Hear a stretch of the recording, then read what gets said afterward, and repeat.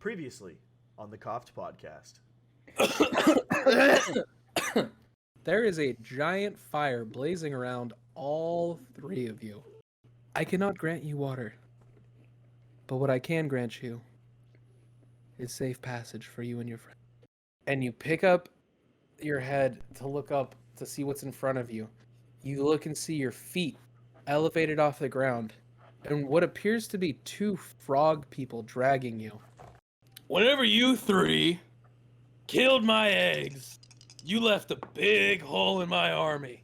Big enough for another bullywog group to come and take our spot. Now, we've been pushed to the land. People! Our day is upon us now. These three who've helped destroy our colony, who are now our enemies, will reconcile and pay the ultimate price. They will fight to the death, and they will keep fighting until they are dead. And then the gate opens one last time, and you see a 6'3", shadowy cloaked figure, and it steps out.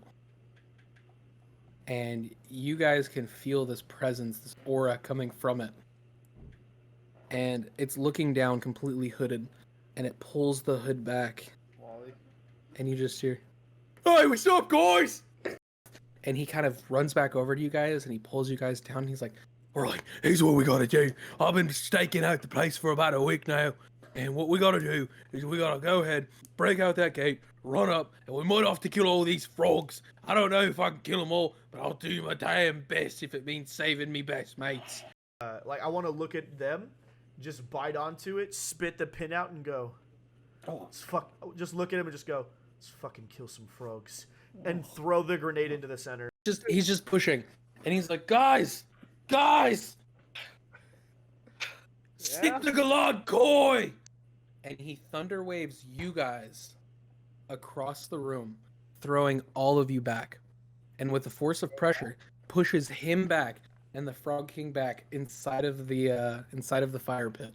And in this moment, from the flames, you see a hand of the Frog King start to climb up the wall, skin completely melting, bone forming, and as its hand reaches the ledge and reaches completely up, you see the deformed skin and the muscle and the tendons almost pouring down him, almost like it's a syrup of blood.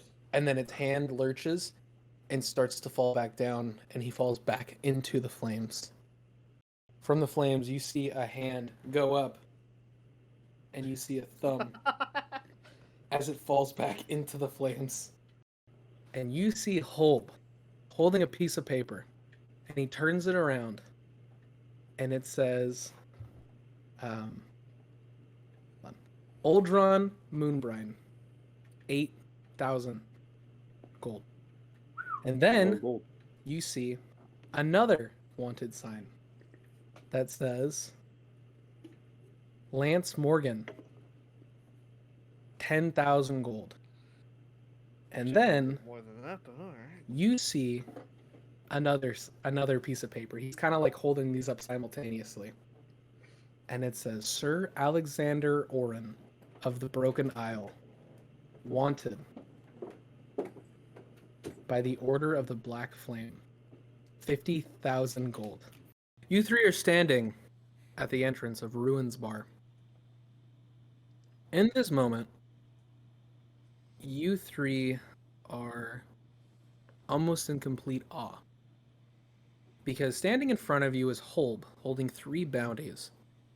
Uldron for 8,000, Lance for 10,000, and Alexander for 50,000.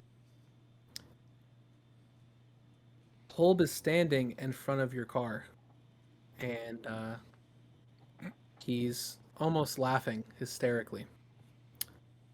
In this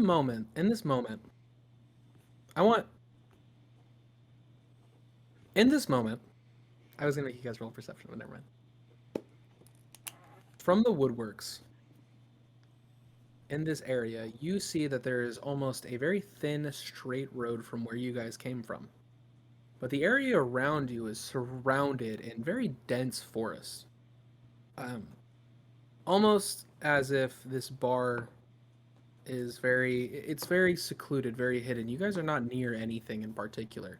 You guys were in the middle of nowhere, and now there is a bar also in the middle of nowhere. From the woodworks, you see about 5 people coming out. They're wearing masks completely, with black hoods over them. Alexander, you see that these are members of the Order of the Black Flame. And as they start walking, they stand next to Holb. And Holb looks at them and says, I found them, boys! Oh, yeah! Oh, we're getting rich today, guys! and as soon as he says that, also from another side of the woods, you see walking Sherman Alabaster Crowley, the very flamboyant detective who was hot on the case of the murder for Lane. And he walks over and grabs the 2 papers, one for Uldron and one for Lance. And he looks at it, and he holds them in his hands, and he turns them over and he says, I knew it was you! I knew that you guys were the ones who burned down the ship and killed Elaine! Oh, world's greatest detective indeed. And yes, Holb, you can have the bounty. Set by me, of course, the world's greatest detective. In this moment, you have about 16 people, all of them armed, and all of them ready to turn you in to get your bounty, because you are all wanted dead or alive.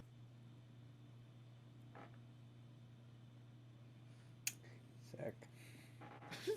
I ready my battle axe in one hand, and just get ready for the second one of those motherfuckers comes near me. I'm cutting the hand off they try to touch me with. Simultaneously, all of them start to walk towards you guys. In this moment, the door to the tavern swings open. You hear it almost crack the wall as it swings open. The bartender runs out, and he goes, Come with me, come on! I can get you out of this, come on! But the car. Fuck the car. Let's go. I'd like to make an insight check "Go ahead." on the bartender. All right, take a disadvantage because also remember you took 4 shots before you got out. I only took 1. Or 2. Oh yeah, you're right. I took 2. You took 4. I took 4? You took 1 shot, which you paid 2 silver for, and then you gave 3 more silver and asked for 3 more shots. Oh, that's right. You're right. I thought I only took 2. I listen to the podcast before I make the next game. He's smart, man. He's smart. First- Man. I'm very smart. Or insight. That's gonna be a 19. With disadvantage? I rolled a 22 and a 19. Wow. Okay. Wow. Well, with insight on this guy, he's very like shaky. Like I don't know if you guys have ever been around an alcoholic when they haven't had alcohol in their time, but they're very like shaky. Withdrawals. But you do believe that he is going to get you out of this. Do you trust him entirely? Like that's a little weird. He's just a random dude, but you believe he will get you out of this. Okay. Okay. I'm gonna so you guys start. I'm gonna look at both of them and nod my head to go inside and start slowly walking backwards towards the door as Yeah. they approach us to cover our 6. Slowly walk backwards too. Okay. I'm going to So as you run.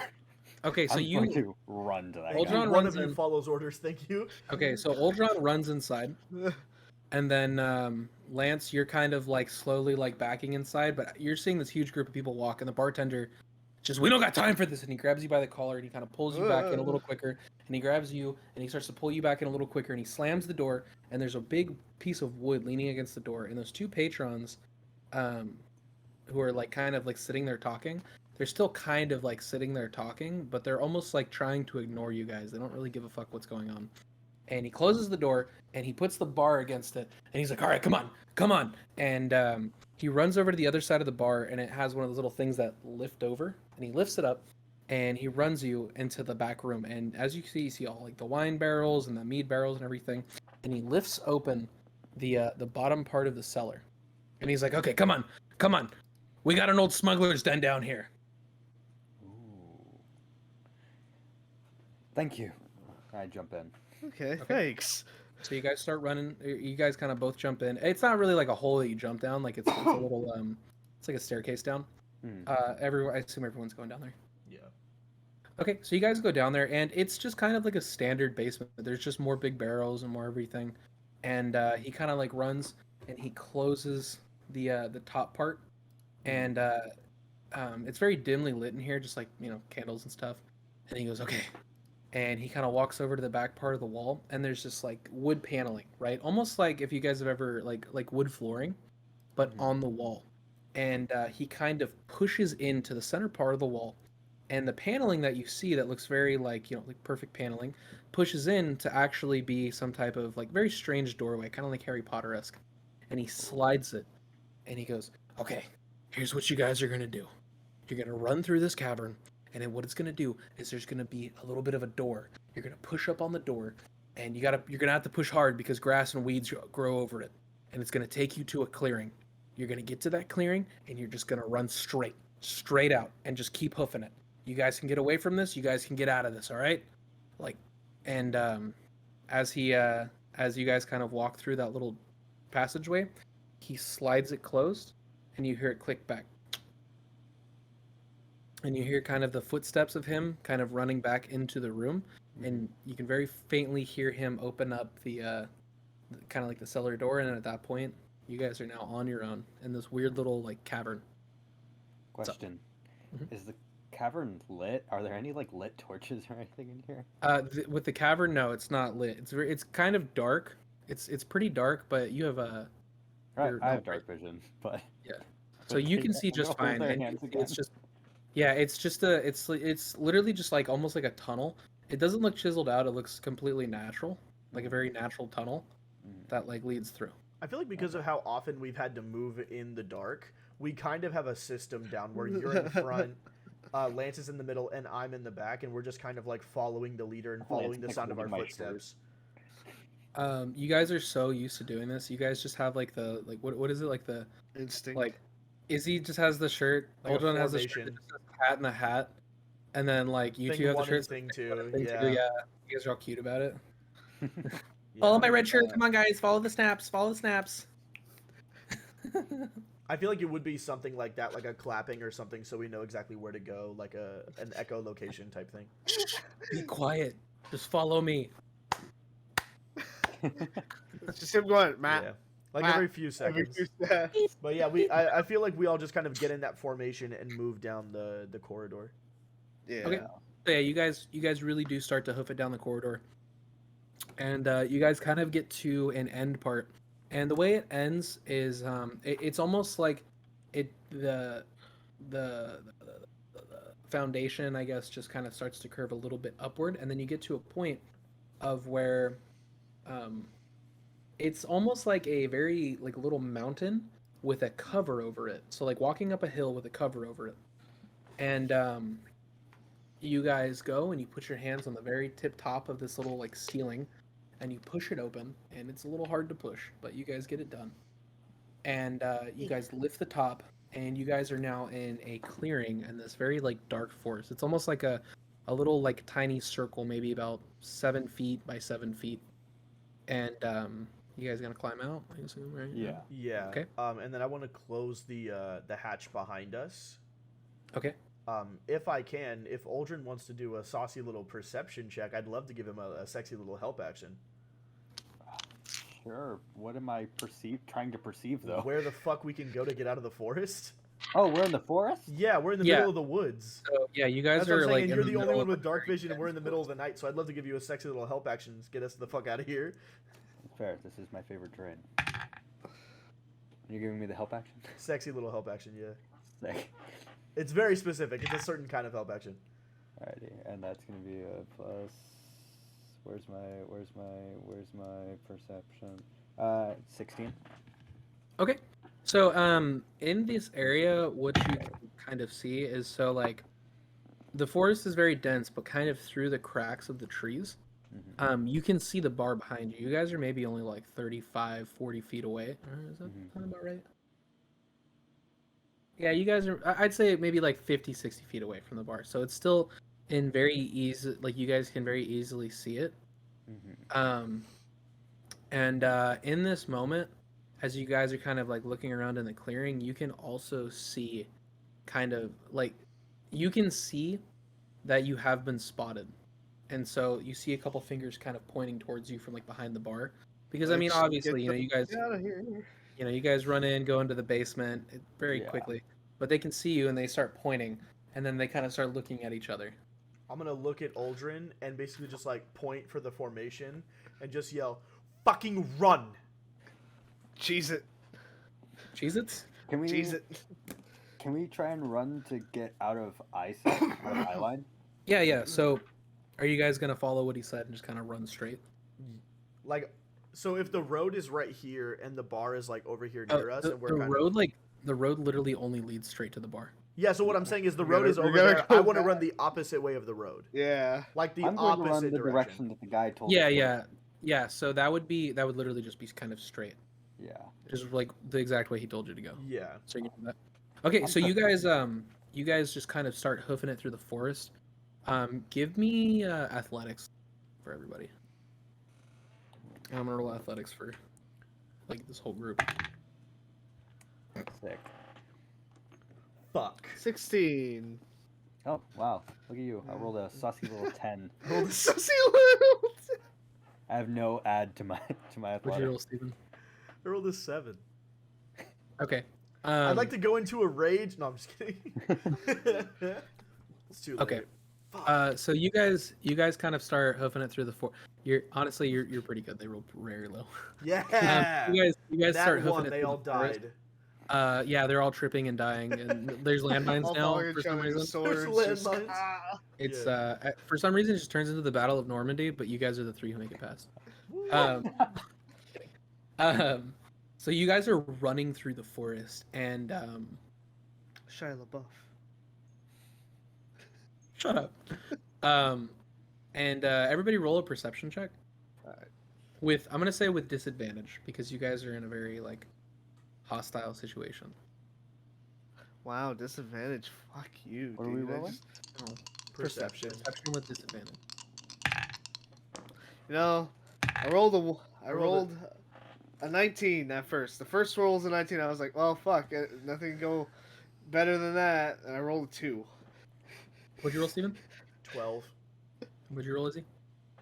I rolled an 11, and then I rolled a 10. So I have. I rolled a 10. 12 and a 10. I rolled But I have a +2. yeah. Okay. I'm So all yeah, fucked you guys are just running through the woods. You guys are sprinting, and you can hear at first as you guys first start running, you hear them in the distance keeping up with you. You can hear the clang of like their armor, and you can hear them running. What's up? Do they see us? Yeah, so they pointed out to you like where you guys were at. So as you start running, like obviously they're gonna start chasing after you, and they're kind of keeping very equal distance with you guys. So it's like if they're 60 feet from you, they're staying 60 feet. But as you keep running through the woods, you guys are kind of starting to get away, and you start to hear less and less and less and less of them. And maybe after I'd say about a good 10-15 minutes of just consistent running straight, you don't hear them. And as you look back, you don't see them. And the part of the forest that you're in is like almost so dense. There's almost like no light coming through the forest. Fuck. wow. It's a very, very thick, woodsy forest. Thick. Do you have an easy way to tell if the black flame are still near? Are my eyes glowing red still, or are they dissipated back to the normal orange? They're dissipated back to the normal orange. And so God detectors. the detectors. You have dot detectors, and I have detectors that tell me when something non-human is trying to see us in the dark. Hot. And you guys, as you're I'm just running, it starts to get like a little thicker and thicker and thicker, and then you stop it, Izzy. Into Knock it the off. thick of it. Into the thick of it. Stop. Game, come on, guys. And you get to a point of where you start to hear running water, Water. like a little creek. I was thirsty. I'm thirsty, mommy. After all that running, I could really use a sip. I did not like that at all. Don't care what you like. This is my world. You're living in it. Oh. Oh. No. So, what do you guys? Are you guys gonna head towards the running water, or what? You doing? Yeah. I'm gonna get away Yeah. from you. I'm definitely not near the running water. That's for Then sure. I'm definitely going to the running water. You see me? I'm just pissing in the woods. No! Wait, I'd like to, Okay, go, so into, yeah, I'd like to go into a rage and attack you. wait. Water? you lose. Aw. Like maybe a river. Wait. Yeah, so The it's woods. as you guys kind of start to go towards that area. Why are you going? Wait, water. We've only made contact with the goddess of water a couple of times. Oh, Nothing yeah. crazy. Let's Oh, go to the no. water. I talk to a lot of gods. I'm kind of forgetting who's who at this point.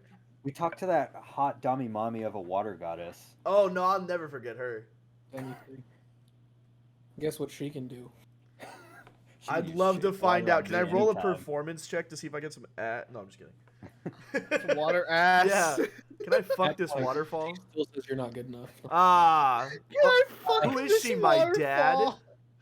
That needs to be Anyway. a shirt. You know what? to the Yeah, now water. she is. Went to the No. water. Water I'm AIDS. calling your dad and getting him in the game now, just to do voicing.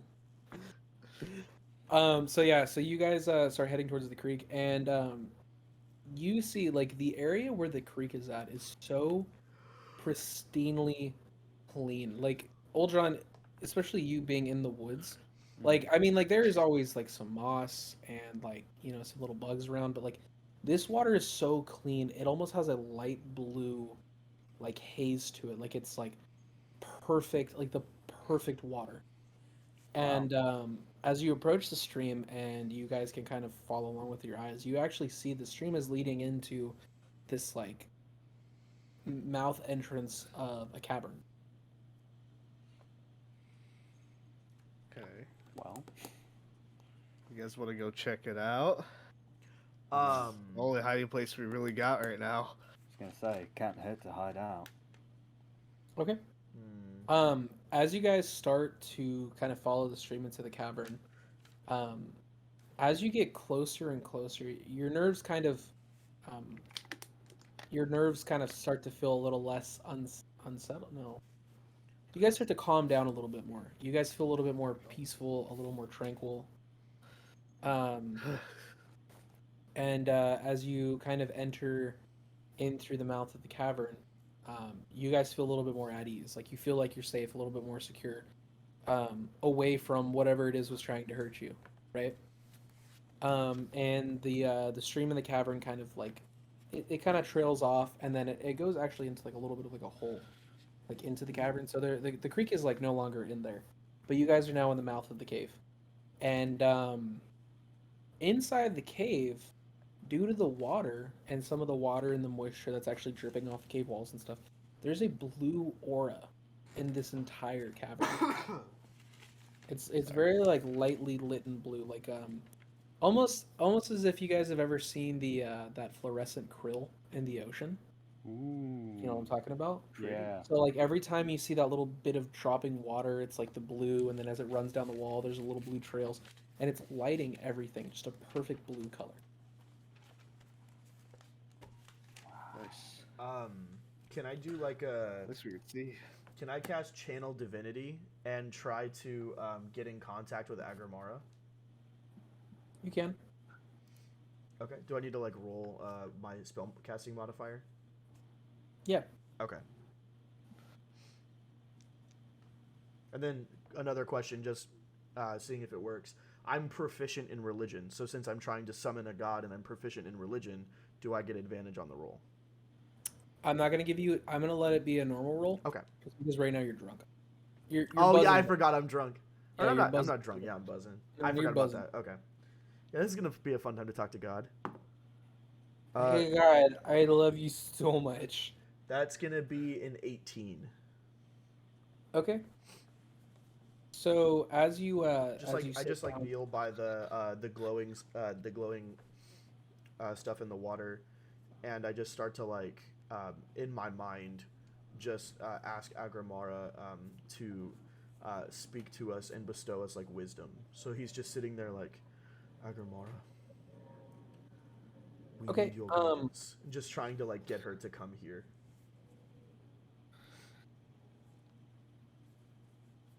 Okay. So, as you sit down, you say, "Grimara, we need," and you hear a voice. Only you, Stephen, Alexander. You hear a voice, and the voice calls out to you. It says, and Says what? as I didn't hear you. oh, it says like come forth, come forth, and as you turn your head to look down a little bit deeper into the cavern, you see a very beautiful aura, almost like that little blue circle that you've seen in the past, and you see it at the end of the cavern. But only you are the one who sees it. Okay.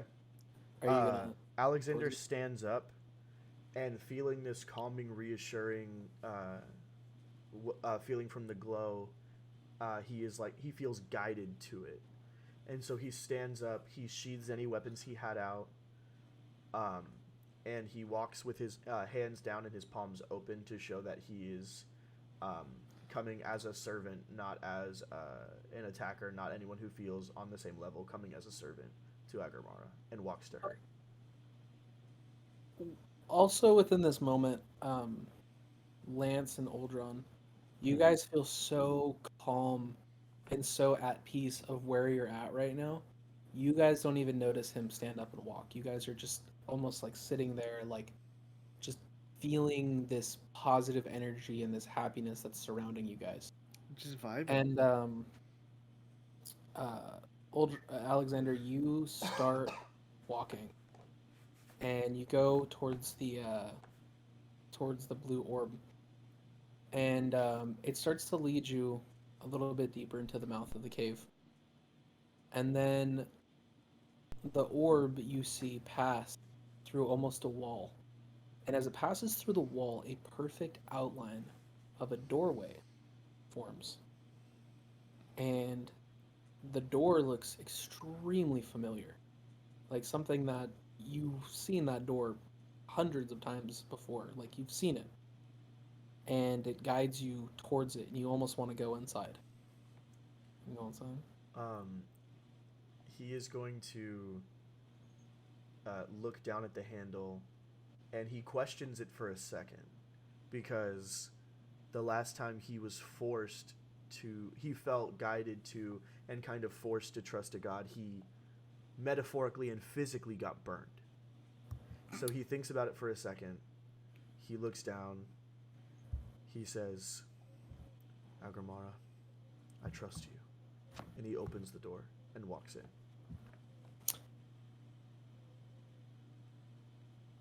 Lance, you, in this moment of peace and tranquility, hear a voice so familiar, but you cannot put your finger on where it's from. And you're like, you keep thinking about it and thinking about it, and this voice is talking to you, but in words that you don't understand, almost as if it's mumbling to you. And you hear it down the entrance of the cave mouth. Hmm. It's whispering towards you, and the only thing that you can perceive from it is it's calling for you. Hmm. Well, I guess I'll start heading to the cave mouth. Okay, so you start. I'm intrigued by it. So you start walking down the mouth of the cave, deeper and deeper inside the cavern, and as you turn the left-hand corner, you see a dead end and a blue light that outlines a doorway. And this door looks so familiar, but you cannot put your finger on where the door came from. Appears out of nowhere. And it has this pulsating blue light behind it. and you hear the voice finally speak to you, and it says, "Come to me." Oh God, what is this? It's crap happening. I'll go to the door and start like turning the knob slowly. So you walk over, you turn the knob, you twist it, you open it. Uldron, you dealing with everything that you've dealt with in this past moment. Your sister just dying probably almost a day ago, and Holb, the dude doing it, somebody that you loved and trusted. Watching, uh, fuck, what I name it, Willie? Yeah. Wally. Wally. It's my own game. It's your reoccurring character. I know. You watching your friend Wally die, all of that is completely gone from you. You can't even think about it, even if you've tried. Wow. You feel so at peace right now. And you hear the voice of your sister towards the end, towards the very far end of the cavern, and it says, "Come on, catch up." Nice, she just told you to kill yourself. Yeah, I know. Wow. No, not like that. Come on, Uldron, dude. Uldron- Seriously, chill. Uldron out loud would probably say, "You've never been faster than me," and then just start sprinting towards her voice. Not him saying bitch bet. Okay. You bitch bet. So you start sprinting down, and you can hear her laughing, and like, oh my, like, I'm gonna beat you this time. And you get dead center to a dead end, and you see a doorway with a blue pulsating light behind it, and this door is so extremely familiar. Can't put your finger on where it's from, but it's a door that you have been wanting to see for a very long time.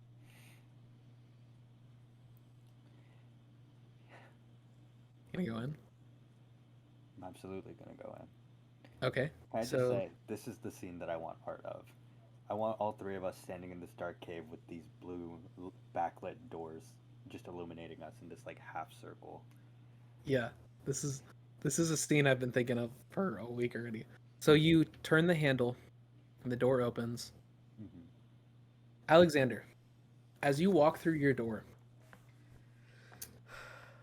you see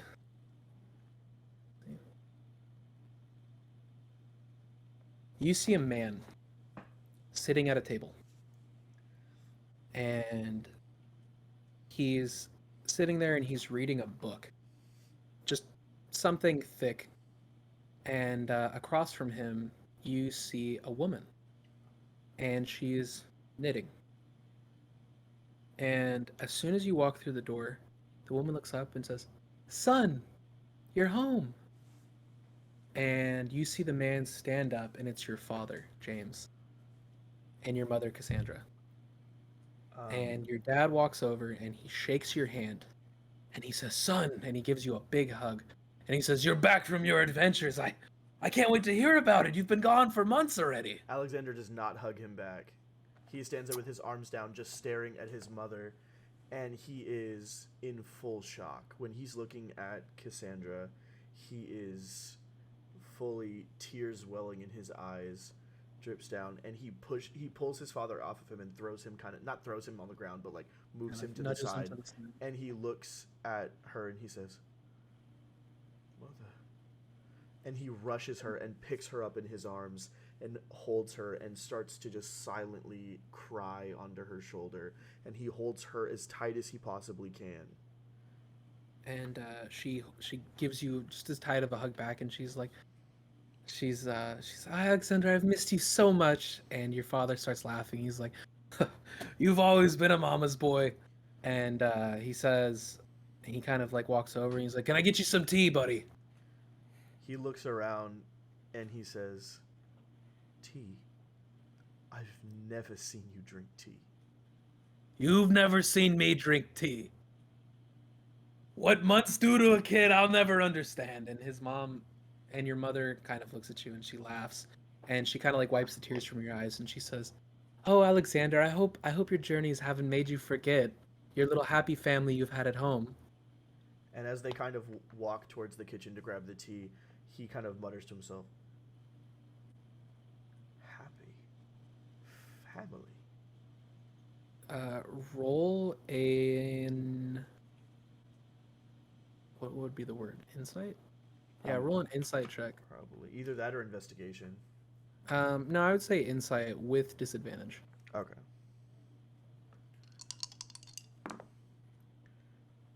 That's gonna be a 12. Okay. You, although feel very weird about the situation, you can't actually place why it's weird. You don't fully comprehend the weirdness of this. Like you feel as almost as if like something's missing, but like you don't know what. Like I forgot to tie my shoe, but He has not stopped staring at his mother this entire time. As they move around and he sees them in the kitchen, like joking around, he sees his dad smile, and he gets not visibly, but he does get physically uncomfortable. And he kind of looks around and he just like awkwardly sits down on the couch, or like little like couch chair, whatever's right there. Um, Sits down on the couch and he just watches his mom. He hears her laugh for the first time. He sees her in person for the first time. He feels chills around his body, and he watches her and he kind of looks out, and he can't place exactly why, but he's angry. But he doesn't know why. so you feel this sudden rush of emotions. You feel the anger, you feel the hostility, you feel like you hate your dad. Um, you see your mother, and you know that this is the first time you've seen her. This is the first time you've talked to her. This is the first time you've like remember her. And she walks up and she touches her hand to your face and roll a Constitution check. Disadvantage. Shit. I was hoping you weren't going to say that. Is it a saving throw? Yeah. Okay.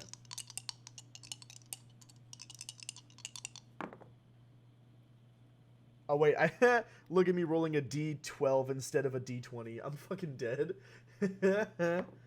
No, you're Okay, well that's cool. I rolled a 5.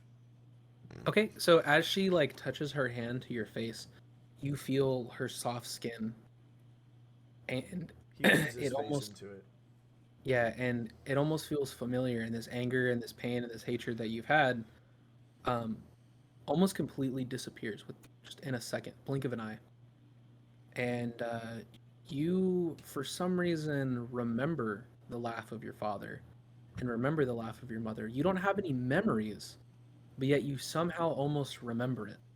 Yeah. You feel comfortable. You feel like you're at home. You feel almost as if you just bumped your head and you're just waiting for the memories to come back, but you don't have them there. He Yeah, it almost relaxes back into the couch and he looks at his dad and he says, "I will take that tea, thank you." I know you would, buddy. So, tell me about the adventures. How's everything going?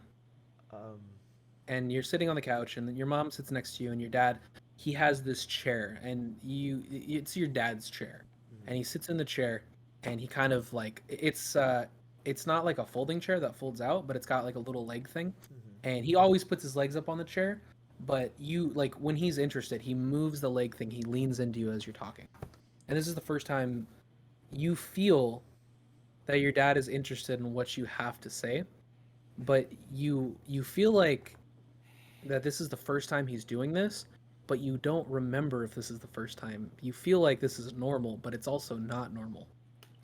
um, Feeling like he's kind of at home and seeing his mom there, he takes the axe off of his back and he puts his dagger, like the belt that he has the dagger holster on. He takes both of those off and just sets them by the couch off because he doesn't want to cut his mom's couch with the back of the axe. And he leans fully back. He takes his gloves off and he puts them on the table in front of him. And he says, he grabs the tea and he feels the warm cup in his hand. And he takes a sip and he puts it down and he says, "You know, they're going really well, but no glory feels as good as home." Lance, Oh boy. you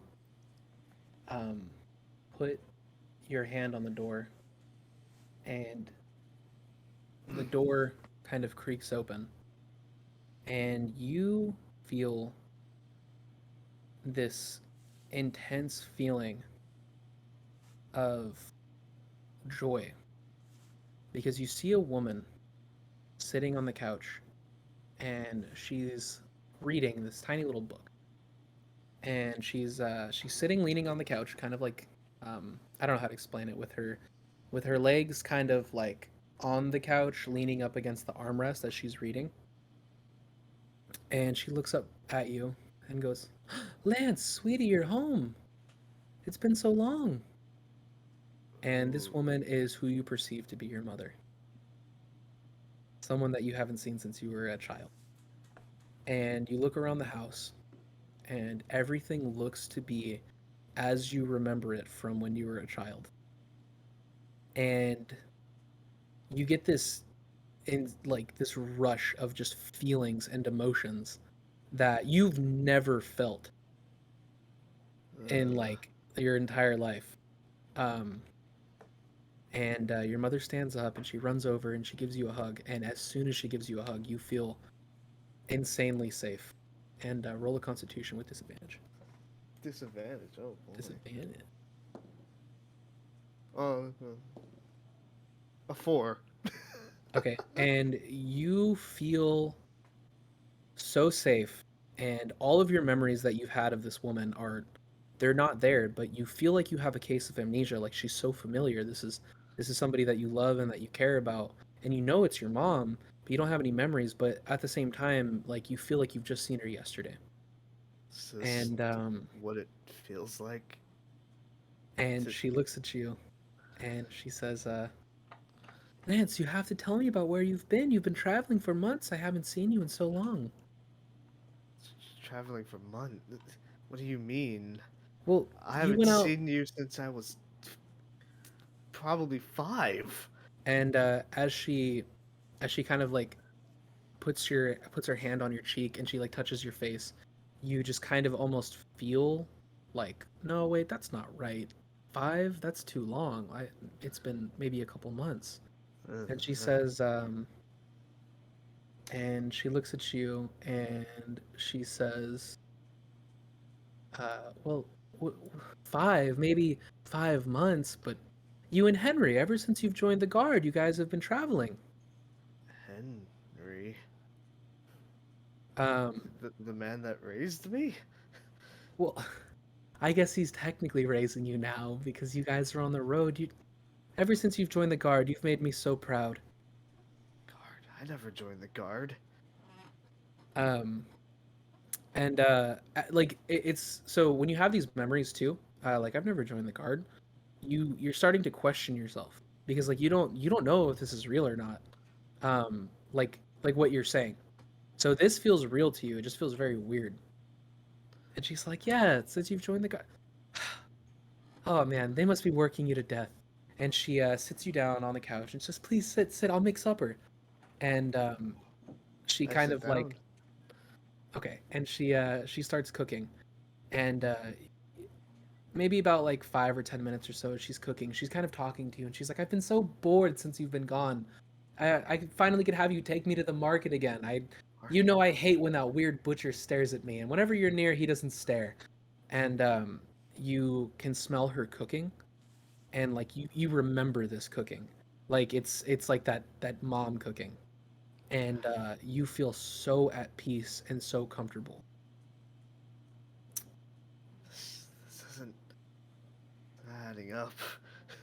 Uldron, Uh-huh. as you look at the outside of this door, you feel uh, this presence of, wait a minute, and you remember that this is the door to your house, and you feel so excited. You push the door open, and sitting there, you see your mother and father, and there's a nice warm fire in the back of the house, and there's two tanning racks, and your father is kind of tanning one hide, your mom's tanning another hide, and she looks over at your father and she says, "No, you can't go so fast. You're gonna scratch it." and your sister is sitting there and she's out of breath and she's like, I did it. I beat you. I did it this time. And then your father, Aaron, looks back and he says, you finally beat him? Oh. And your mother, Herona. Herona. Your mother, Herona, looks and says, oh, wow. Well, I guess what that means is Yugi gets to be the one to throw out all the scraps tonight. And she kind of points over to a bunch of like guts that are sitting in the corner. And you feel at peace because you see your whole family there. And your father's cracking jokes with your mom, and your sister is like super annoyed now because she's like, wait, why do I have to throw? I won. He should have to be the one to throw it out.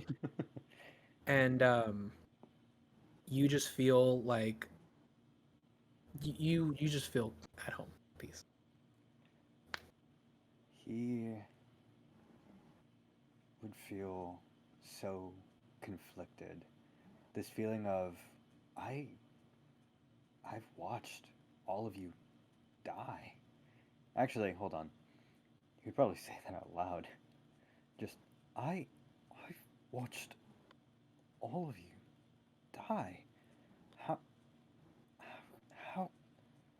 how can this be? Your sister looks at you with this like confused face, and she walks over and she punches you in the arm, and she's like, you've never seen me die. You're gonna die first because I'm the better twin. And as she punches you, roll a Constitution check with disadvantage. I don't know. I'm immune to charms, so. Not my charm. Oh, that. Not God's charm. I'll just roll another one. Right, disadvantage. Hey, that's a nat 1, baby. Yay! Oh. She Hey, punches quick you in the question. arm. Yeah, what's up? My rings just aren't on me, are they? Your the rings that your family That my has. parents wear? You put them on a necklace, right? Yeah.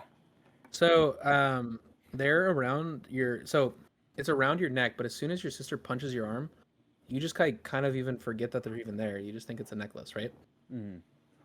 And everything that you felt, all these feelings of like, wait, you guys are all gone. Everything's gone away. You feel as if the day before Home. everybody passed away, you are home. And you don't even remember your friends, the group. You don't remember anything. You don't remember Holb, like killing you guys. You perceive that you and your sister just came back from speaking with Gilrona after telling you guys that you guys are done working for the Undergrowth. And everybody took it super well, and everybody was A-okay with it. You didn't burn any bridges. You guys left on good terms.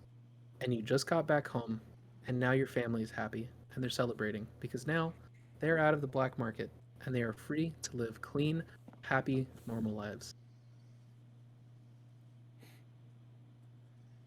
Well, we did it. We're all free. We don't Your have to father- work for the Undergrowth anymore. Your father just stands up, and he kind of like takes the little knife that he has, and he sets it on top of the tanning booth, and your mom kind of does the same thing. And you guys walk over, and you have a huge family group hug, and you guys are so happy and so excited. And your mom walks over, and she says, you know, I don't want to tell you guys about this, but I've been saving this one for this day. And she walks over, and she opens up one of the cabinets and kind of pulls out this like super fat turkey. She's like, I killed it a couple days ago. It's been sitting in salt, and I knew we were gonna do this, so we are having roasted turkey tonight, guys. And you know that roasted turkey, like that's special. Okay, that's like special. Yeah. Not even like once a year special, like once every couple years special. And you guys are like, yeah, you know, you guys are super excited. Your dad's like, yeah, and he's like, you know what? I'm busting out the brew, guys. And you know that your dad he's like obsessed with barrel aged brew. Like your dad is one of those dudes who makes his own beer. Oh, for sure. And he's like, I'm popping one of the barrels. He's like, you know what? I'm popping the barrel that I made the day you and your sister were born. I think it's that special. And your dad above the fireplace has a keg that's like sitting sideways on these two little pieces of wood holding it up. And your dad has always said that that is going to be for the special day. Like that's going to be for the day that like you and your sister get married or you guys have your first kids or something super special. Separately. Yeah, separately. This is in Alabama. That's Listen, me and my sister had a whole deal that like when we found our partners, we weren't going to get married until we could get married on the same day. Because we do everything together. Yeah. So and that's how special, like you guys know how special it is. Alexander, so you have been sitting here with your father and your mother telling them your stories and telling them about stories that you actually aren't even sure if they're true. You've tried to bring up Kossuth to him once or twice, but it doesn't make sense for that. Kossuth doesn't actually ring a bell. It's just a name that you know. Lance, you talk with your family or you talk with your mother about how you and Henry have been kind of like learning how to like kill, but then as you say it, you're like, well, actually, wait, that maybe not. And you start to almost kind of just remember you and Henry, you guys just kind of going around being guards, and it doesn't make sense. It's almost as if you were daydreaming. So like it doesn't feel real, but it sounds right to say. This doesn't feel right. I don't even know your name. Mother. You don't know my name. No. Oh my god, Lance Morgan, what am I gonna do with you? And your mother laughs. She says, okay, obviously you hit your head very hard. So here's what I'm gonna tell you. And she kind of walks over and she grabs your face like the way a mother grabs, where she kind of like grabs your cheek, like beneath your chin, and her thumb and her index finger are on your cheek, and she squeezes it so you make those little fish lips. And she says, when you were born, I didn't have anybody to help me out. And a guard named Henry Morgan would come by every morning. And so, as tribute to him, because I loved him so much for helping us, I named you Lance Morgan. I let you take his last name because I wanted you to have the last name of a man. Somebody who's strong and brave and good. My name, silly, is Amber Renault. Okay? You must have hit your head. I need to tell Henry no more drinking for you. You're too young. That runs in the family. And I. This doesn't feel right. Lance, I want you to roll a dexterity check. Ooh. 14. As you sit there and you go, this doesn't seem right. You fall. Right on your back. Ow. And as you look in, you see complete pitch black darkness, and above you is like this gooey stuff like dripping, and it looks almost like a cocoon that you fell out of. And you look around a cave and you see two more cocoons, and right above you you see Holb, the man who you were meant to kill. And he goes, shh, shh, shh, shh, shh, shh. You gotta be quiet, it's gonna find us. And he kind of grabs you by your hands and he pulls you up and he's like, look, I don't know what's going on right now, but me and my men got stuck in these caves. And he kind of like points around and you see cocoons lining the walls. But all of the other cocoons underneath them are these disgusting sacks of like red mucus. How long? Underneath every one. I don't know how long we've been here. All I know is that when we went in this cave, I don't know, we got here maybe 3-4 hours ago. I don't know. I don't know what happened. And he goes, but what I know is I need you and the other guy and Uldron. We got to get the hell out of here because something bad is happening. And he walks over. I agree. And beside you on the floor is like all of your stuff. As you fell out, everything fell out with you. And he grabs his dagger and he cuts Uldron out. And Uldron, as you're spending time with your family, you feel so happy. And you're smiling. And then roll a dexterity check.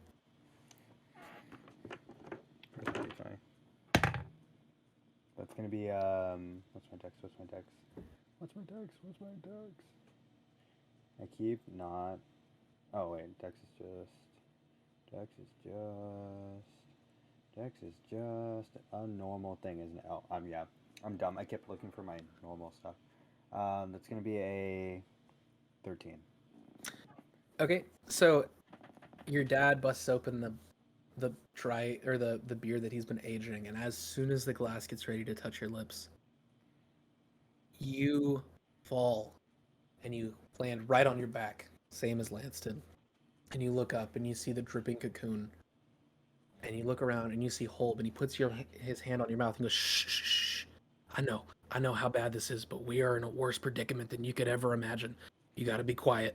Just trust me, please. You can kill me after all of this. Shh, be quiet. And you see Lance kind of standing above him, and he's like, be quiet. And in this moment, although you are angry and upset and you are like almost raging, you can kind of see the cocoons and you see everything that's going on around you, and you keep your mouth shut.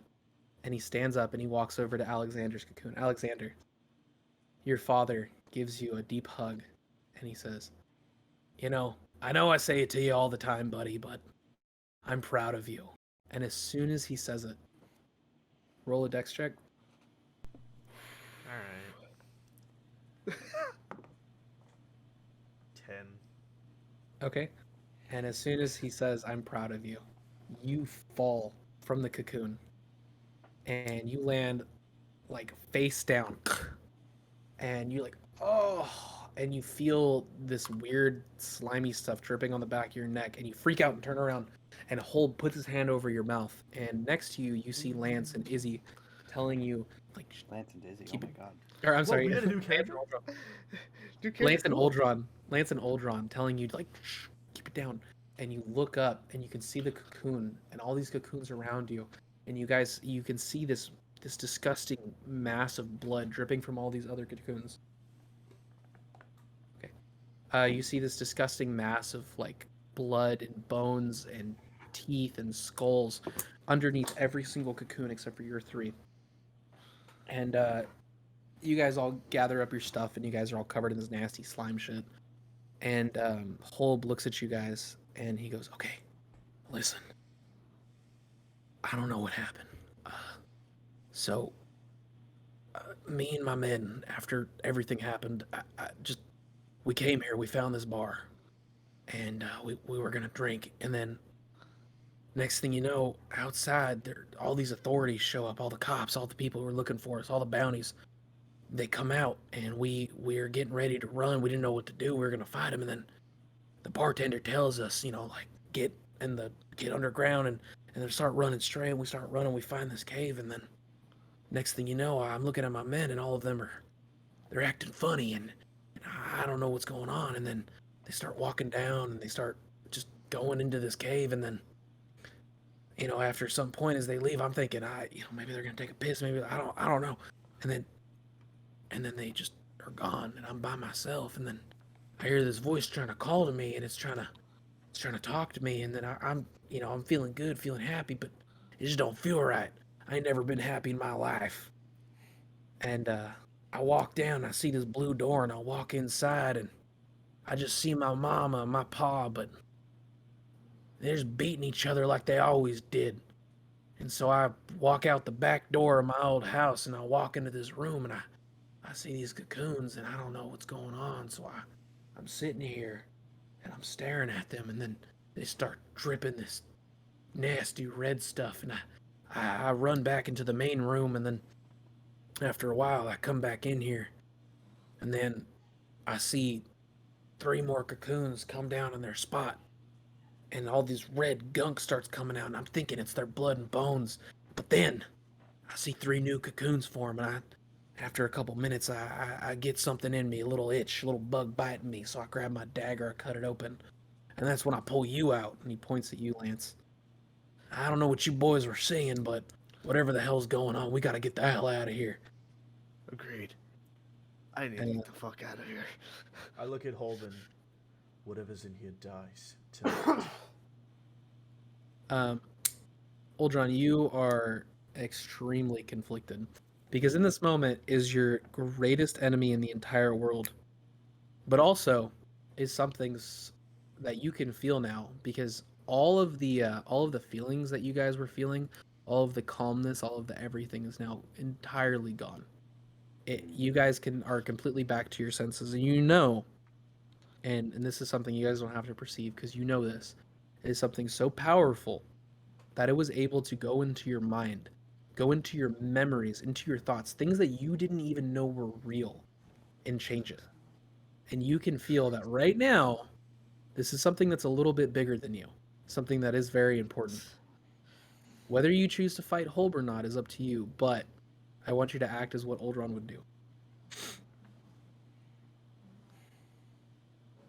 And he looks over at you, Oldron, and he says, "Look, we don't gotta talk. You can kill me as soon as we're out of this cave, but if we don't try to get out, none of us are getting out." So what's your plan, Holb? We just sneak out? This thing lured us all in. I don't know. I came in here the first time, and then I was able to leave because there was my little doorway, but now there's nothing. Well, Everybody roll a perception check, and I'll roll for Holb as well. Ooh. That's gonna be 17. a 12. ooh, what are What'd you you roll, guys? Tyler? 17? 17. What'd you roll, Izzy? Oh, I got it right in between you guys. I got a nice little 15. Okay, so you and Lance can like almost simultaneously spot that there's this like weird little like, almost like a little like hole in the wall, but maybe about like 3 feet tall, maybe about 2.5 feet wide. I mean, you guys can kind of like crawl through almost. Just, In the very far corner. Think we could fit in there? I probably. But first, I'd like to do something. I have a new spell that I'd like to use. Oh no. What is it? It's called Pass Without a Trace. Okay, go ahead. It's a concentration spell, so it can be interrupted. It lasts 1 hour. For the duration, each creature that I choose within 30 feet of me has a +10 to their dexterity, primarily for stealth. Okay, so is it one of those things that as you're walking by, you need to like pass, or I'm sorry, you need to concentrate, and it's like as soon as you get messed up, everything goes away, or is it like you just have to concentrate once, and then you have No, concentration means I have to keep it up. Okay, so yeah, so you So like, if something were to attack me, I would have to roll. I think I have to roll against my own spell save on it. So I would have to roll, I think, a wisdom roll. It might be a constitution roll. I think it's Constitution, but with the same DC. Yeah. But it does mean that we leave no footsteps and can't be tracked unless by magic. Okay, so can you just do that, or do you have to roll anything for it? I don't have to roll anything for it. It has the same Okay. DC, so you can just do it. That's Yeah, okay. So you guys kind of all start like walking, and you start walking to where the little hole is. Can I make an exception to this? Sure. I did not put it on hold. You didn't put it on hold? No, Okay, absolutely that's fine. not. No, that's fine. Yeah. And so you guys kind of I'm gonna go ahead and say you guys are just full stealth because if it's a +10, you're good. So you guys kind of start walking down, and you guys get into this little tiny cave, and you guys start crawling, and Holb is kind of like, he's in front of you guys, and he's kind of leading We you. made Holb go first, for sure. Oh, for sure. I'm not No, going in the fucking hole. Fuck you. Go in He the hole. volunteered. He just kind of like got in first, like he just walked in first. He didn't have a choice. Yeah, so he walks inside, and he's crawling in front. You guys are all in a row. We'll say Alexander, Lance, and Oldron behind, and because you're concentrating, you're important. And you guys are walking through, and you climb out, and you guys get into this like decent sized cavern. I'd say maybe about like 7 feet tall, maybe by about 4 feet wide, almost like a little pathway. And sitting there, you see like a couple little mushrooms that are kind of like swaying back and forth, and you see this tiny little leaf. It looks like a maple leaf, and it's got eyes and a mouth, and it looks really happy, like a happy little leaf. And it's got little arms, little tiny arms that come out, little tiny legs, and it doesn't see you guys, but it sees Holb, and it walks up, and it's making this cute little noise, and it's like me, me, me, me, me, me, me, me, me, me, me, And Holb kind of looks at it, I want to stab it. and I want to, And I'm not going to, but I want to yeah, stab it so I'm bad. telling you guys, this thing is so fucking cute. I It's want so to kill it cute. so bad. And Is Holb, this a Karok from fucking Legend of Zelda? I don't know. I've never played Zelda. Oh God. Sorry, guys. Sorry to everybody who watches us. I've never played Zelda. Me neither. Not to make things political, but I've never played Zelda. So Holb kind of looks at this little leaf, and he puts his hand out, and the leaf jumps on his hand, and it's just like dancing. He's like, yay, yay, yay! And Holb looks at it, and he's holding it in his hand, and Holb goes to poke it with his finger, and he's like, man, this thing's kind of cute, don't you think? And it bites his finger, like, and he's like, ah, and he pulls his hand away, and he's got a little bit of blood that drips on the palm of his hand when he does that, and the leaf starts licking up the blood, and it's like, and it just keeps licking up the blood, and Holb just kind of like sets it on the ground. He's like, don't touch the fucking leaves, Jesus. And he like is like, like starts sucking on his finger, and he's like, what the fuck is happening right now? Alexander is full smiling watching this happen. Oh yeah. same. Lance is like kind of like contemplating if he's on a drug trip or not. It's like, what the fuck? Alexander's having a great Wolf. time. It's like roll for drugs. And it's Roll okay, for nat drug. 20. Right? And you fully come out of it. Your name is Tyler, and sitting at a computer desk, you look down, you see a needle in your arm, and your friend looks at you and goes, Lance Morgan, Alexander. Dude, what are you talking about? Come on, bro. Let's just go back to playing video games. You're a monkey again. Dungeons and Monkey. Dragons? Cars? Brother, come on, let's get some fleas. So you so you guys keep walking down this cavern. And you see these like tiny little leaves and these tiny little creatures and like these little mushrooms dancing back and forth in it. It looks like almost like a little garden. You see like these little like almost like fairy type creatures, but they're not fairies. And as you guys keep walking down this cavern, it becomes more and more green and luscious until you get to a point of where there's a clearing. And in the clearing is a tree with no leaves on it. And it's completely dead, and the branches are holding up what appear to be a giant beating heart that looks like it's almost made out of wood. And you see it kind of like beating, like back and forth. And all of the creatures kind of look at you guys standing there, and they're all looking in confusion. They can see all of us now, or just Holb? They see mostly Holb, Okay. right? But all of you guys are also standing there. So here's what I'm gonna do. I want everybody to roll a stealth with disadvantage because you guys kind of just walked out into this big room. Well, I'm good with stealth. Yes. I have a But we quick still have a question. plus 10 to it, so plus our regular. Yeah. So add your plus 10 to it. Wouldn't it be plus 10 plus our regular, or just a straight plus 10? It's plus 10 on Plus your your what regular. you. Oh, okay. Yeah. Yeah. Gotcha. Question: are these things using dark vision to see us? Baby, you're in their territory. What the fuck do you think? I rolled Wait, an 18. Was that a yes? 17. I made it easy for you guys not to be found. I don't have to. That would be a. Oh my god. That would be a 31. Oh, shit. Excuse you. I'm kidding. Because I have a normal plus 5. I rolled a 16. I have a plus 5 normally, plus 10. So I'm adding plus 15. Whew. So But also, things with dark vision can't see me in the dark. oh well. Wow. So Holb at this moment sees all of these little creatures, these little mushrooms. There's leaves. There's little flowers.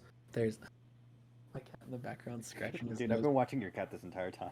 He's so The- cute. Oh great, never mind. Take it back. You The- fucking the- pervert. There's a real question. Does Holb see us still? Yeah. Well, I mean, he Yeah, knows Pass you Without a guys are- Trace doesn't work on things that have already seen you. Like you can't hide from something that sees you, Yeah. which is why I was trying to Okay. do it earlier. Okay. but So- we were inside. So you guys see the little mushrooms, the leaves, there's little flowers, there's blades of grass. Like everything is a living creature in this room except for the walls around you, right? Mhm. And as you notice the swaying, right? They're swaying with every Beat. little beat. They all work with the heart. So it's like as it goes left, the heart goes, "Boof." And as it goes right there, it goes, "Boof, boof, boof," and the swaying matches the heartbeat. And Holb goes, "Fuck is this?" And he pulls out his short sword. And as soon as he pulls out his short sword, all of the little creatures. Are you squishing your chihuahua? Yeah. And as he pulls out his short sword, all of the little creatures all look simultaneously turn to him, and they start running towards the center of the tree, and they start climbing the center of the tree, and all the leaves start climbing up the branches, all the grass goes around the tree, all the little mushrooms go around, and the tree starts to and starts turning into a humanoid creature, and you see the heart of the tree lowering, going straight into the center of the tree, being protected by all of the creatures. You see a head of a giant mushroom start to form. You see the white of the mushrooms start to take over this tree, and now you see this giant 8-foot mushroom creature, and it looks at you guys, and it just goes. And everybody, roll for initiative. Hey, my name is Tyler Wheeler, and I play Lance Morgan on the K.O.F.T podcast. Make sure to check us out on the social medias, the K.O.F.T podcast. You can listen every other Friday where you could get your podcast, and every other Monday on YouTube. I rolled I a died. 5. Okay. I had to check something really quick. Oh wait, I need to add my which Can't is it? fucking see it. What modifier is it?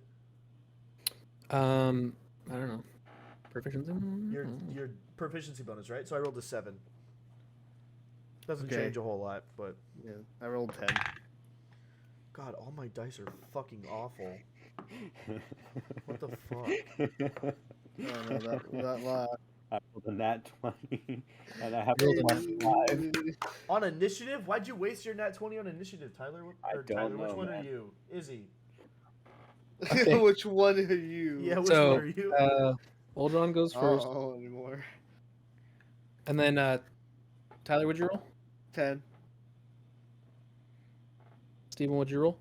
7.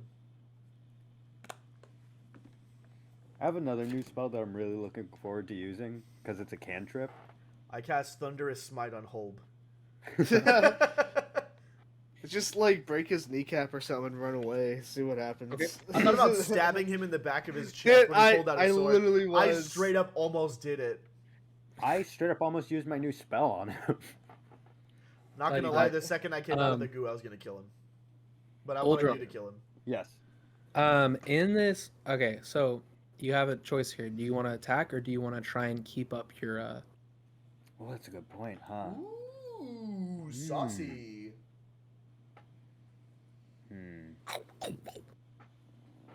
Listen, Elvis, calm down. Alright.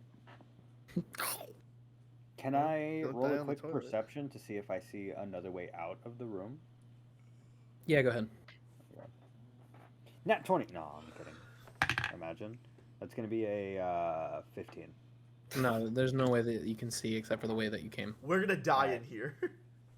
We're gonna fucking get killed. Is this the Glodkoi? Is this what we've been aiming towards? This creature? The demon tree we've been worshiping. Well, then. The Glodkoi. You know, Kosseth actually seems like a pretty nice guy compared to this tree. Because Kosseth did a lot of things to me, but he never So- made me so see my technically- dead mom. Technically, this is a giant tree and a bunch of creatures that have been overtaken by a giant mushroom. So technically, this is a giant mushroom creature. Okay, listen.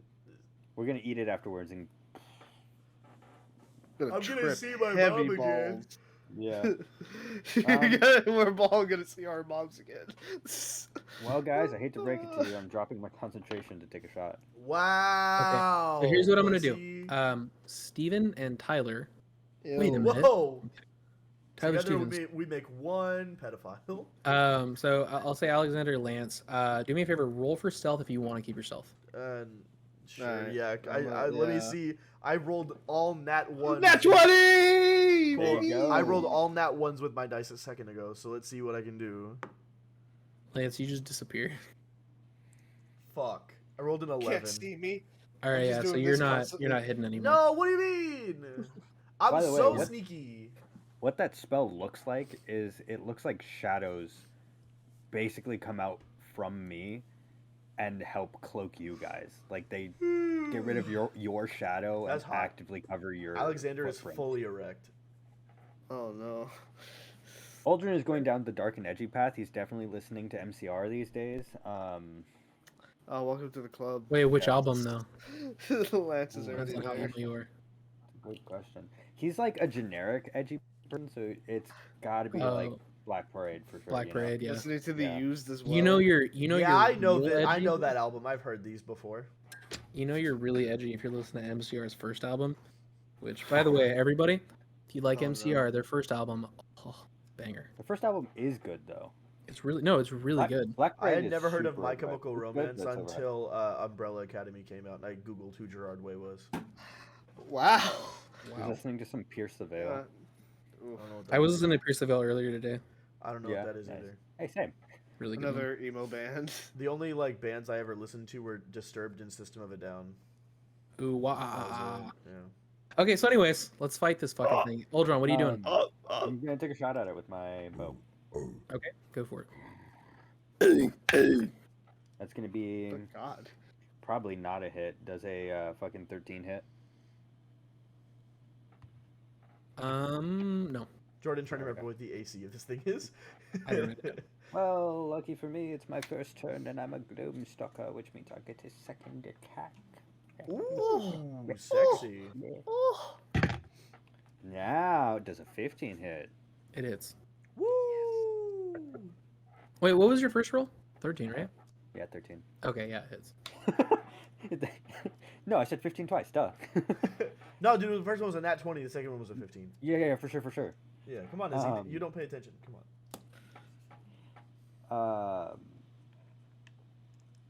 And I'm immediately going to use Hail of Thorns with that, which counts as a bonus action. Go for it. I have to roll my damage first. Let me see. Oh, Do it. right. I forgot that I got an upgraded bow. Do Where's it. my D? Oh. There it is. Alright, well that's not awesome. It's fucking 7 plus 1d10 piercing damage. Alright, I'm not using these fucking green dice. They suck today. They're sucking. All my dice are in dice jail. I've gone through every set of my fucking dice. None of them work. They're fucking sucking butt I'm over so here, man. pissed. And this is going to Go be dice a jail. this is going to be a dex save on the creature. Okay, so the creature needs to do a dex save. Yeah.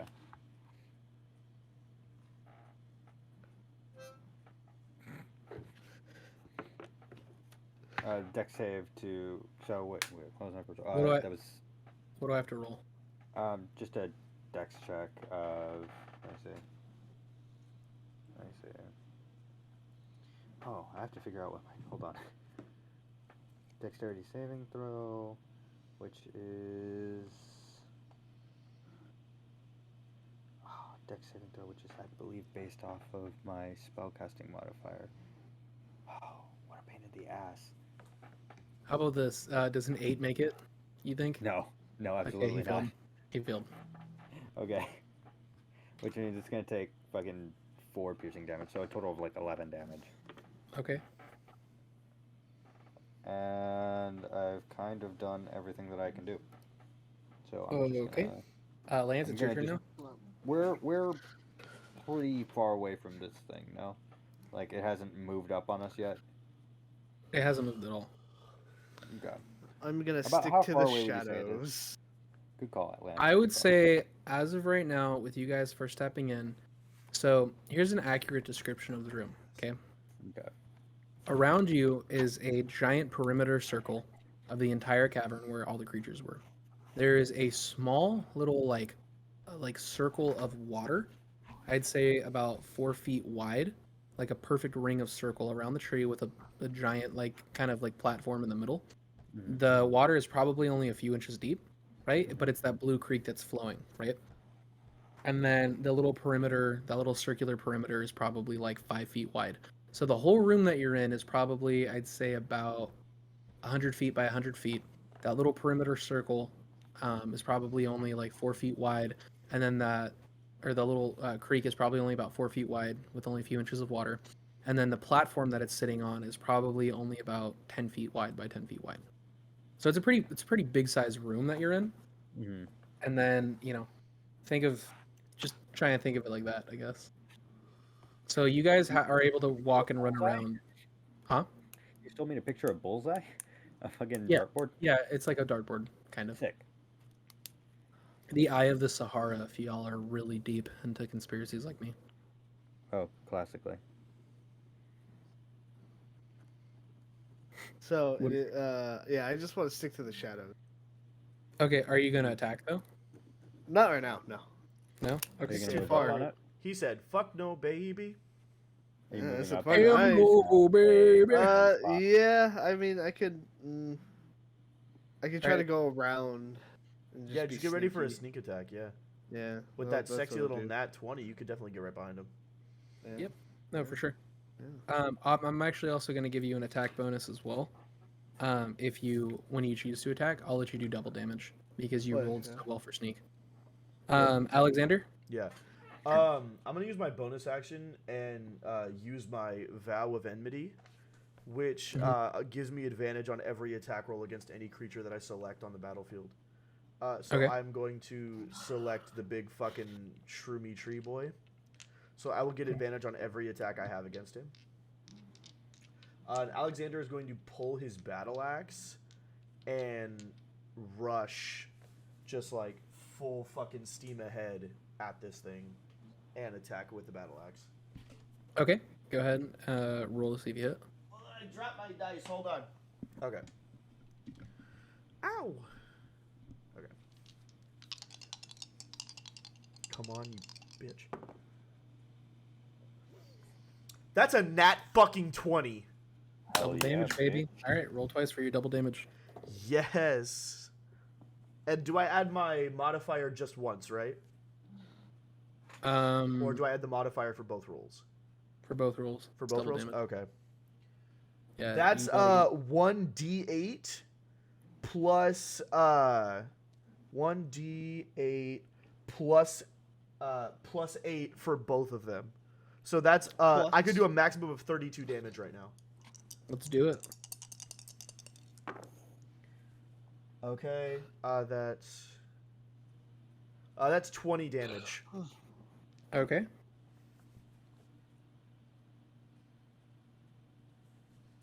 Alex is pissed. All right. It's gonna be Holb's turn now. So Holb has his short sword out, and he hits. So he's gonna run over, and he kind of gives Uldron a look, and kind of like because he sees that Uldron has that bow kind of like cocked at the monster, and he's gonna go run up to the monster with an unsure face, and Holb just kind of like, all right, fuck it, we die here today, we dying, and he runs over to the mushroom, and he goes at it with his short sword, Oh, no. and he does 7 damage. Hell yeah. So he gets kind of a good slash at it. Mm-hmm. I mean, hitting the And now best slash at it. But he's It's being a the little bitch. it's the mushroom's turn. Time to And get high.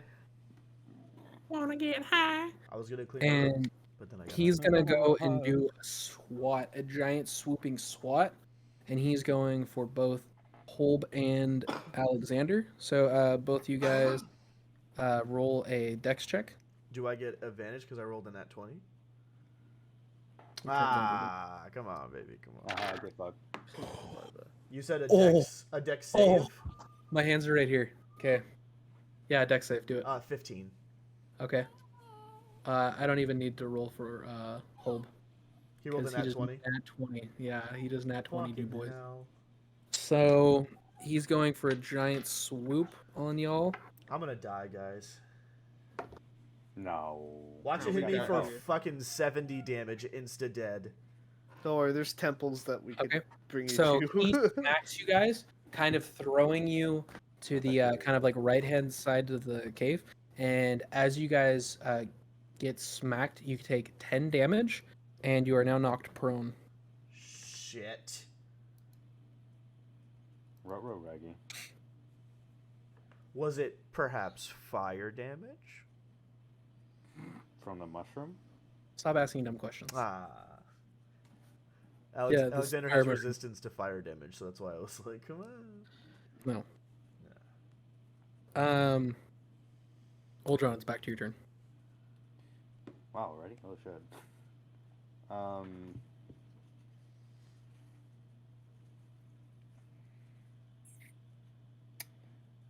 Yeah, I guess I'm just gonna take another shot at it. Go for it. Go for it. That's not hitting shit. What'd you roll? That was a 3, which plus 7 is 10. Okay. Lance, your turn. Lance, by the way, you are officially behind it now. Yeah. Okay. Good. Good. I'm gonna try to come at it from behind. Okay, so here's what I'm gonna let you do. And I'm gonna let you get thick 2 shots wooden off it. cheeks. I'm gonna let you get 2 shots off on it, but you have to roll for both shots. That's fine. Well, I'm also doing sneak attack damage, which is Yeah, so you can plus add your sneak attack 2d6. modifier. Yeah, you could add your sneak attack modifier to it. To both? Or. Yeah, to both rolls, but you have to hit both rolls. 17 for the first roll. Okay, the hits. Where's my fucking shit? 1d8. Where are you? There you are. Well, roll your second roll to see if it hits, and just roll it all at once. Oh, okay. Where are your toys? 17 again. That hits. Yeah, that hits. Okay, so roll both your d8s and then roll all your d6s Where are and your toys? Oh, add I up the have shit. I have 2 d8s. I forget. Oh, there's one. Give me 1 second. 5. Oh wow, 10 for for both of them because they're both 5s. So you only did 10 damage, or? No, hold on. So 10. 14 damage. Total? Yeah, 14 damage. Okay. Get him, Peach, kill him. Oh, and Now it's plus Alexander. 2 electric damage because it's an electric axe. Okay, 34. Okay. Alexander, it's your turn. I'm gonna use half of my movement to stand up so that I'm no longer prone. Okay. And then I'm going to, because he's got the shit smacked out of him, Alexander is gonna go into a rage. So when he does that, he like breathes out deeply, and then his eyes light up red, and he kind of feels like this warm feeling throughout his chest, and he's gonna go at the monster with his battle axe. Okay. That is going to be a 23 to hit. That hits. Okay. It's going to be... Where is it? There it is. That's going to be 12 damage. Okay. So Holb, being knocked prone, is going to stand up, and he's just like, oh, god damn. And he's like, all right, I'm going to try to stay away from that. And he kind of like takes a little bit of water that's there and kind of like sloshes his face. And he's like, all right. And he pulls out like a dagger, like a really thick dagger. And he's going to try and throw it at it. Which he throws it and just completely misses. And it kind of clinks off and he's like, shit! And now it is the mushroom's turn. And the mushroom is gonna go for Lance. So Lance, you got the back, and it knows you're behind it, so it kind of turns around, and it makes this like, Mommy.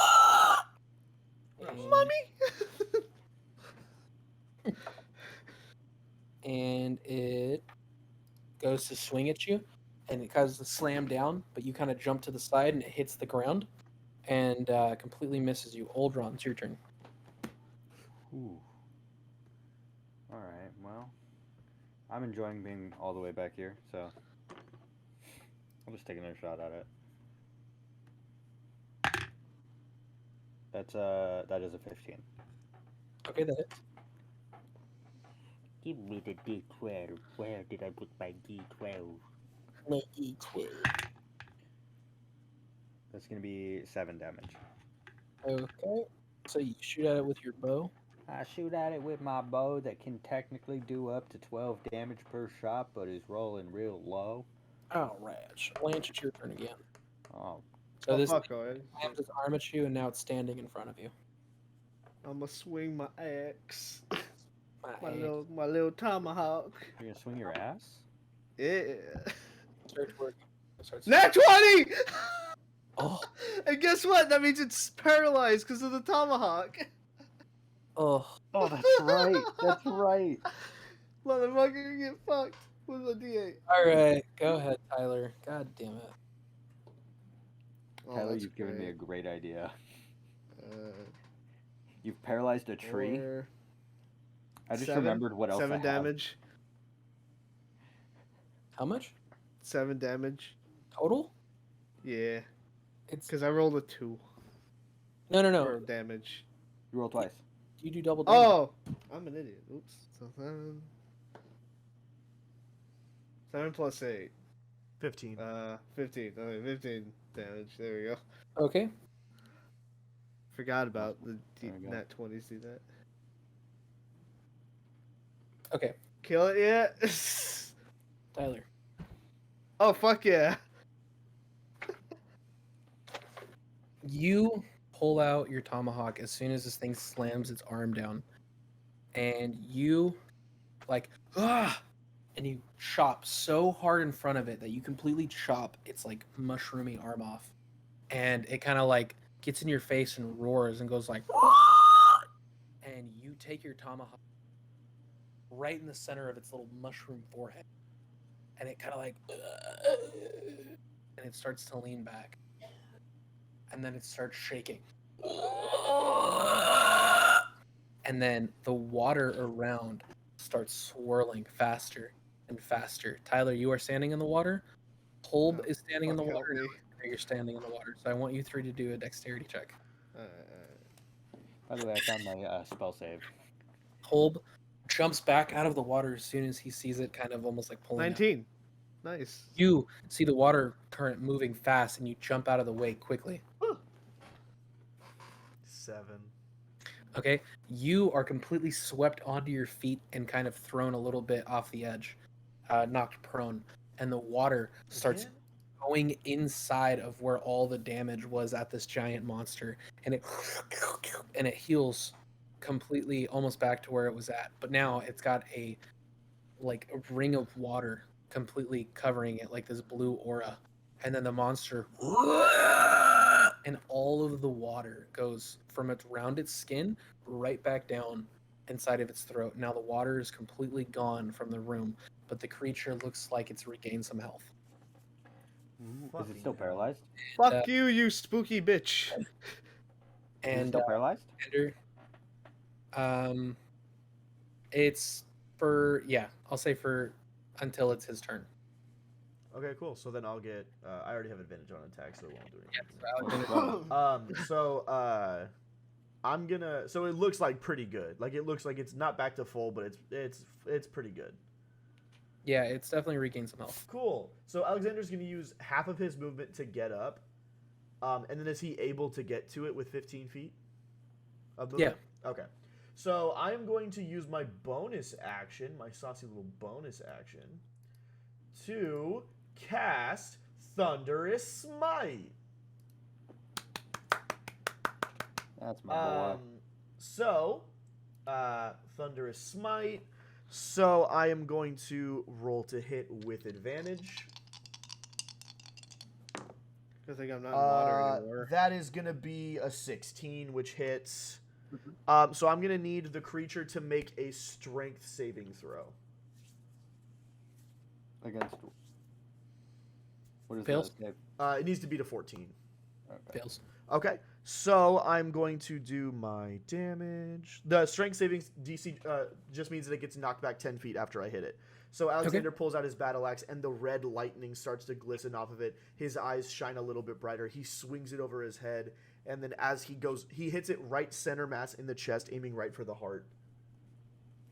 So he hit it for 17 damage with his battle axe, and then for the thunder damage, he hit it for 14 more damage. So that's going to be 17 and 14. That's 31 damage total. Full Okay. of water? And it's full of water, and it just took thunder damage. Okay.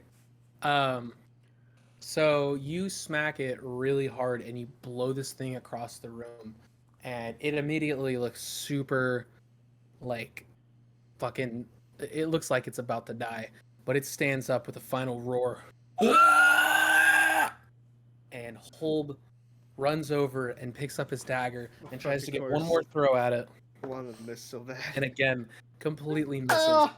And the monster staring at all of you. You hear a bubbling. And it shoots out this purple bile. And all of it goes spewing across the entire room. I want everybody to roll a dexterity check. I rolled a fucking 8. Okay. Tyler, what'd you roll? 23. 23. Aldron, what'd you roll? You know what's really funny? Hmm. I also rolled a 23 on a nat 20 plus 3. You got a nat 20? Yeah, I got a nat 20. Okay. Why can't you roll some saving throws that I have fucking bonus in? Why is it always Okay. like movement and shit? So, Izzy, Real quick, can I yeah. use my nat 20 to get closer to the creature? I don't think you want to get closer to it right now. Oh, okay. So, in this moment, it starts to spew out this purple bile. Izzy, you see this thing, and because this entire time you haven't moved, you just jump back and do almost like a fucking roll into that little like entrance of the cave, completely getting out of its field of vision. Holb and Alexander, you guys are going to take the full swing of this damage, and Tyler, you're going to take half damage. Woo. It was 29 exactly. You're down making death saving throws. Fuck me. Okay. And it completely spews purple poison bile at you. At every one of you. For 14 damage. Tyler, you take half. That's a 7 damage. 7 damage, okay. Fuck, and we're poisoned. And yes, and now you do have poisoning. Where'd my fucking pencil go? The And, good thing is though, because I'm guys- in a rage, I Oh. on strength checks and stuff, I just roll regular because I already have advantage. Yeah, 'Cause so I have disadvantage with on everything, poison, and then I take poison you damage. are going to stay poisoned until you can find a cure or find a remedy. Or until I fucking die. Yeah. So we take poison damage. It's like what, 1d6 poison damage every turn? I'm going to do a d4. Okay. D4. Uldron, so you see this thing spew this purple poison everywhere, and you jump back, and then now you're kind of back at the mouth entrance of the cave, and this thing is completely across the room. I'd say maybe about at the very, very far end of the room, because that's where Alexander knocked it.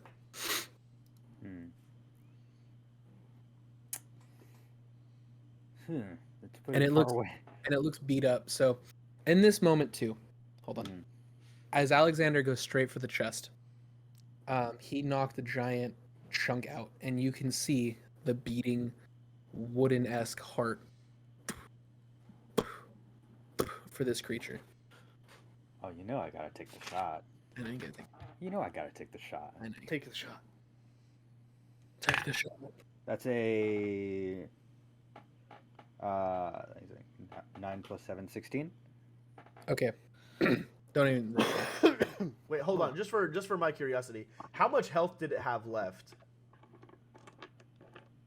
Bro, so fun fact, I actually miscalculated my spell attack modifier, so it's supposed to do 2 more damage, so it was supposed to die on that hit, that thunderous smite hit, but I fucked up. Bad, baby. You goofed, but No, it's I know, okay. I just thought that was Damn funny. goof. So you guys all get knocked back. Uldron runs in, sees it, knocks his bow.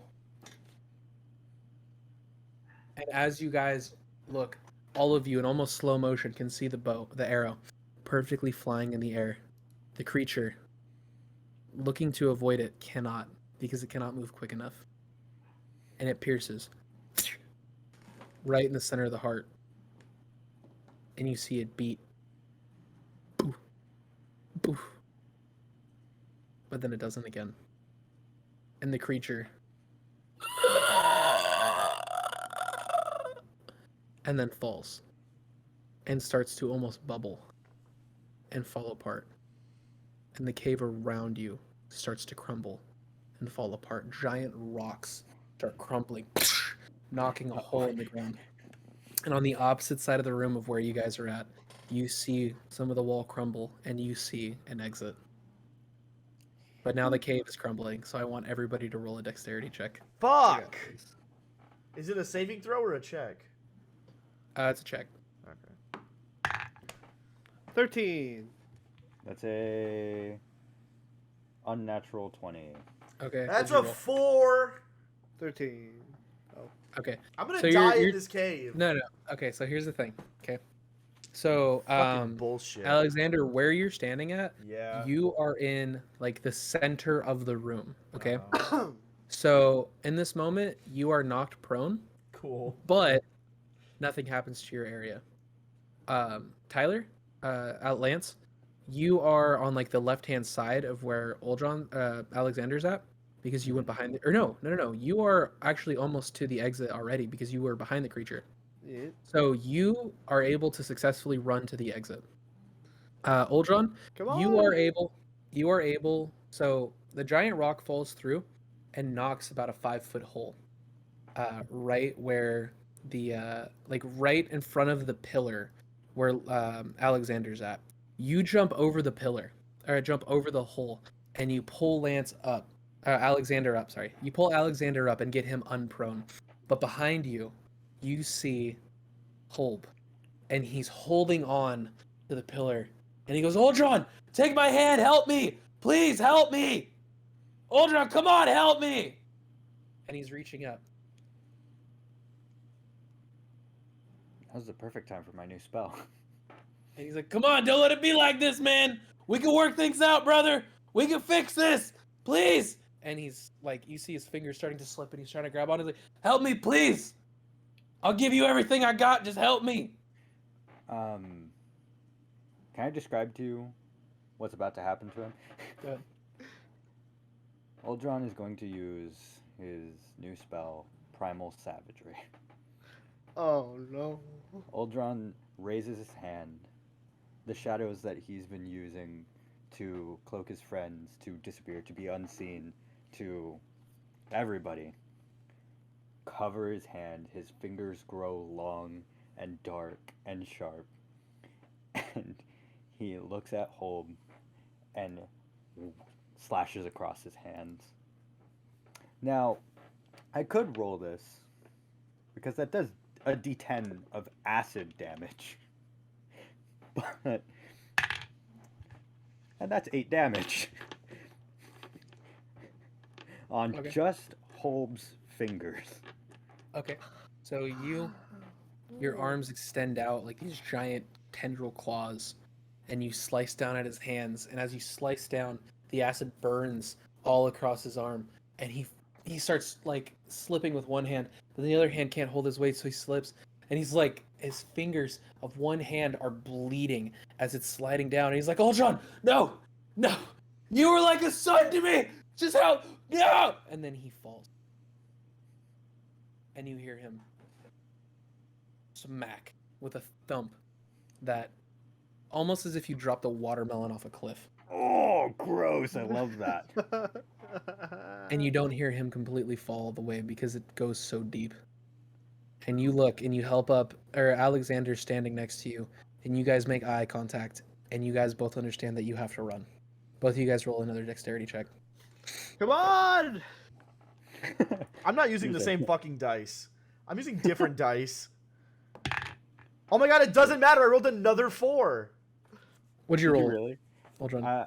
I rolled a classy little 12. Nothing. Okay. Plus your dex and everything? Yeah, that's plus my dex. Okay, so you guys are running, and as you guys are getting ready to run across the little river, another boulder falls and lands right in front of you guys, and you guys stop. And as Alexander's about to fall off, you kind of grab him by the back of the shirt and pull him back. And you guys kind of like lean back, and now you guys are in the center of the room, and there's a giant 5-foot pit in front of you, and you guys need to make it across. Do one more dexterity check. Can I Can try to help I- him somehow? Can I do one thing before this? Yeah. I want to grab Alexander's arm, My last thing was a cantrip, by the way. I gotta add that because it's cool because I can just fucking use that. Yeah, that's kind of cool. But I wanted to use my other brand new spell, Longstrider, which just means that whatever the person or creature that I touch gains a +10 to their movement speed. Um, it just makes you fast.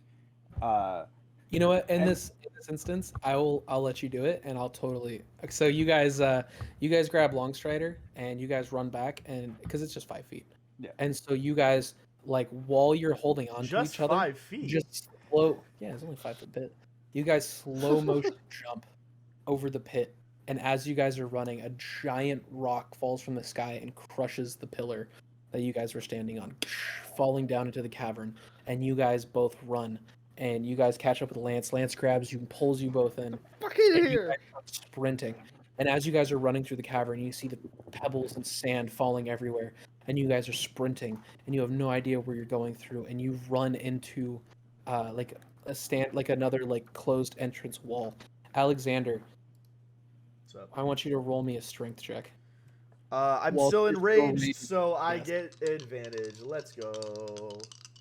Let's fucking go, baby. Is it just like a straight strength? Strength, whatever your buffs are, Adam. Okay, that is gonna be a 19. Okay, so you sprinting full speed see a dead end of this wall, and on a gut chance, you feel it inside, run through it, and you full sprint and shatter through this giant rock wall standing in front of you. And you guys are now at the entrance of the cavern of where you guys were at. You guys start sprinting, and the forest around you is starting to sink. The trees, the dense forest that you guys were running from, or there from, Gotta be fucking sinking. kidding me. And you guys are sprinting, jumping over holes, potholes that are in the ground, trees colliding behind you. And you guys, as you're running and running back to the tavern of where you're at, you see the very tip of the tavern, and it's starting to sink. And as it's sinking, you guys are running closer and closer not the and closer. car. And at the front of the tavern, as you guys are running from the side, you see the car is still there, and the tavern is sinking, and the car is starting to get a little lower and a little lower. And you guys are Nope. running towards the car to get it going. And out of the Nope. tavern, you see the man, and he's screaming, "Take me with you, please! Please take me with you!" I take my axe out and I cut his hand off so he falls in. God. Well, he's standing on like the porch as Oh, you guys are I running. fully decapitate him. Okay, yeah. So Because so I you can reach extend hand, my my or battle he's axe like, to use "Please, it two-handed. take me with you. So I And you extend the reach battle axe. and you cut his hand off, and he's like, "Ah!" And then he Fucking falls nerd. the house, and the car is slightly starting to go down. Tyler Dukes a Hazard style, or Lance Dukes a Hazard style, slides across the hood of the car, and he opens the door, and he starts it. And you guys jump in the back of the car. Uldron runs fuck in the in. beast. unlocks the Can I driver's grab side. the front and do like a strength check to try to like help him get it up? Like try to, because it's Yeah, gonna be stuck in the mud. So- There's mud So there. Uldron grabs the passenger side door, opens it. Alexander, you run to the front. You start pulling the front of the car. Tyler's flooring it. You see the front wheels moving, and you and the car starts moving. That's a nat fucking 20 on that strength check, by and the you way. pull this shit up, and you and Homer Simpson style, it gets grip, and Alexander is now on the front of the car as Lance is flooring it, and you guys are flooring it through this dense forest, and he's on top of the car. Lance pops the sunroof open. Alexander climbs Fucking into here. the back seat, takes a sigh of deep breath, and in the rearview mirror, you guys see the forest behind you falling apart. What the And fuck then- did we just do? get to the point of where you completely stop and you and the forest stops right behind you about 10 feet from where your car's at, and you guys get out and you look and see a canyon of what was once a beautiful dense forest be absolutely nothing. What the Endgame. fuck?